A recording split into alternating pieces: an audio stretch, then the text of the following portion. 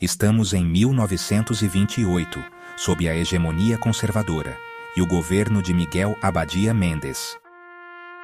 A economia da Colômbia crescia graças ao café e cada vez mais à banana, especialmente na zona de Ciénaga, Magdalena. A United Fruit Company, uma poderosa empresa norte-americana, controlava a terra, os caminhos de ferro e as vidas de milhares de trabalhadores. A riqueza estava nas mãos de poucos, enquanto a maioria vivia na pobreza. As ideias sindicais e socialistas chegavam ao país, inspirando operários e camponeses a organizarem-se. Formaram-se sindicatos e exigiram-se direitos laborais básicos. O ambiente era tenso. A promessa de progresso via-se ofuscada pela exploração e pela injustiça social. O governo tinha de decidir se proteger os seus cidadãos ou a companhia estrangeira. A zona bananeira era um barril de pólvora prestes a explodir. Assim se semearam as sementes de uma tragédia que mudaria a história da Colômbia. Com esta introdução, comecemos. Os trabalhadores das plantações de banana viviam em condições terríveis, sem contratos, direitos, nenhum salário justo. A United Fruit Company pagava-lhes com vales que só podiam ser usados nas suas lojas, prendendo-os num ciclo de dívida. Cansados do abuso, formaram o Sindicato dos Trabalhadores de Magdalena e escreveram uma lista de exigências. Exigiam ser reconhecidos como empregados, que lhes pagassem com dinheiro a sério, uma jornada de trabalho de 8 horas, descanso ao domingo e melhores condições de vida. A 12 de novembro de 1928, mais de 25 mil trabalhadores iniciaram uma greve pacífica. A produção de banana parou por completo. Os trabalhadores, unidos, esperavam uma resposta justa da empresa e do governo. A greve foi um ato de dignidade coletiva. Pela primeira vez, a United Fruit Company foi desafiada pela força dos seus trabalhadores. A tensão na zona atingiu o seu ponto mais alto. A esperança de dialogar enfrentou-se à teimosia da empresa. O conflito estava prestes a piorar. A história estava prestes a tomar um rumo triste. A United Fruit Company recusou-se a negociar, alegando que a greve era ilegal e acusando os líderes de serem comunistas. Pressionaram o governo colombiano, que temia uma intervenção dos Estados Unidos, caso não protegessem os interesses da empresa. O presidente Abadía Méndez enviou o exército para a zona bananeira, sob o comando do general Carlos Cortés Vargas. Foi declarada a lei marcial, o que significava a suspensão de direitos e a militarização da área. As reuniões foram proibidas e foi imposto um recolher obrigatório. O exército recebeu ordens para restabelecer a ordem a todo o custo. Os grevistas foram rotulados de criminosos, permitindo o uso de força letal. Não haveria diálogo. A greve seria esmagada. O governo, em vez de proteger o seu povo, preparava-se para o reprimir. O cenário para o massacre estava montado.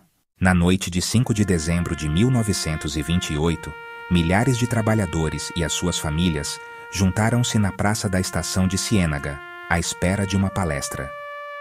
Pouco depois da meia-noite, o exército cercou a praça. O general Cortés Vargas deu 5 minutos para que se retirassem. A multidão, sem acreditar no que estava a acontecer, não se moveu. Quando o tempo acabou, soou a corneta e as metralhadoras abriram fogo. O pânico e o terror apoderaram-se da praça. Homens, mulheres e crianças caíram pelas balas. O massacre foi curto, mas muito violento. O número de pessoas que morreram ainda não é claro. O governo disse que dezenas, mas as pessoas que presenciaram disseram que centenas ou milhares. Os corpos foram feitos desaparecer em comboios e foram atirados ao Mar das Caraíbas. Tentaram esconder o que aconteceu, mas a memória do povo não esquece. O massacre das bananeiras ficou gravado para sempre na mente do país. A história da Colômbia mudou para sempre naquela noite. O triste acontecimento não pôde ser silenciado. Ouçamos as vozes da tragédia. Pedro, operário. Estávamos em greve há semanas. Prometeram-nos diálogo, mas chegaram os soldados e dispararam. Perdi amigos e a esperança na justiça. Maria, esposa. Fui com o meu marido e os meus filhos para a praça. Quando começou o tiroteio, Só consegui abraçar os meus meninos. O meu marido desapareceu. Nunca mais soube dele. Soldado raso. Disseram-nos que os grevistas eram inimigos. Eu vi famílias, não criminosos. Disparei por ordem. Nunca esquecerei essa noite. General Cortés Vargas, anos depois. Agi por dever. A greve era uma ameaça à ordem. Segui ordens do governo. Estas vozes mostram a dor, a confusão e a justificação oficial. A chacina afetou a todos, vítimas, sobreviventes e quem a executou. O silêncio forçado não conseguiu apagar o sofrimento. A memória da Zona Bananeira é a memória de um país ferido. A tragédia tornou-se um símbolo de luta e resistência. A história da chacina vive naqueles que a recordam. Ouvir estes testemunhos é um ato de justiça. Faz-nos nunca esquecer. O massacre das Bananeiras deixou uma cicatriz profunda na Colômbia. O governo tentou esconder o que aconteceu, mas o povo em todo o país ficou revoltado. O jovem político Jorge Eliezer Gaitán denunciou o massacre no Congresso, apresentando provas e testemunhos do povo. Gaitán tornou-se um símbolo da luta do povo, e a verdade veio à tona.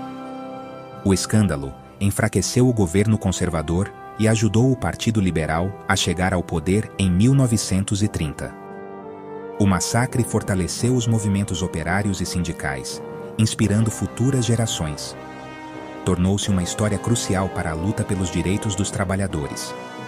Também aumentou o sentimento anti-estrangeiro e o desejo de proteger a independência do país. O sangue derramado em Ciénaga não foi em vão. A tragédia ensinou-nos a importância de proteger a dignidade e os direitos das pessoas. A memória do massacre continua a ser um apelo à justiça. Recordar o massacre das Bananeiras é um dever de memória e justiça.